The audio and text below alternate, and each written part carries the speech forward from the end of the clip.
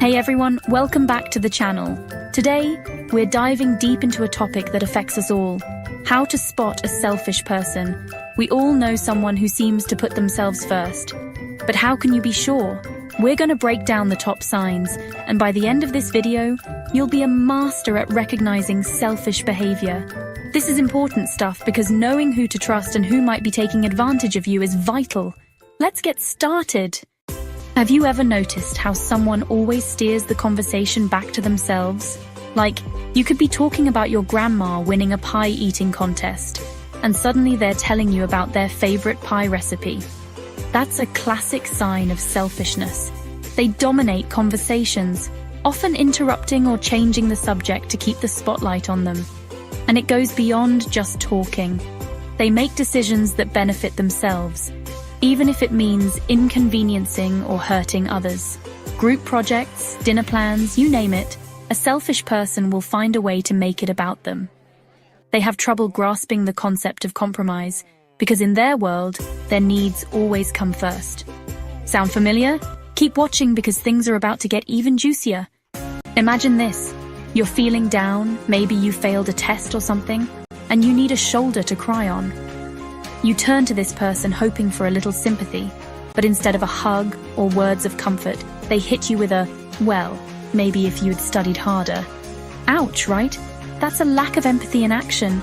Selfish people have a really hard time understanding or caring about how others feel.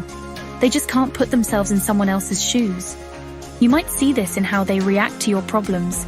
They might seem dismissive, offer unhelpful advice, or worse, completely ignore your struggles.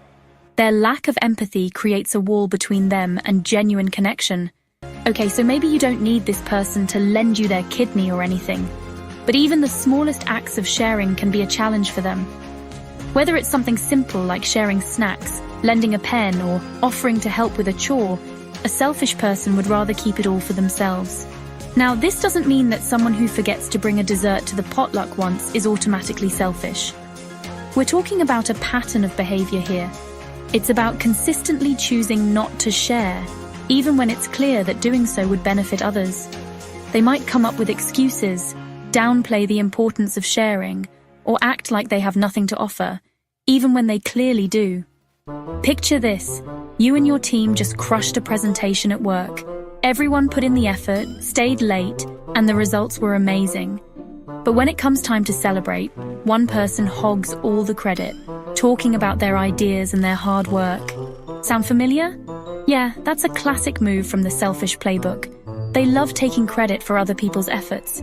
They might conveniently forget who helped them with a project, downplay the contributions of others, or even outright claim someone else's work as their own.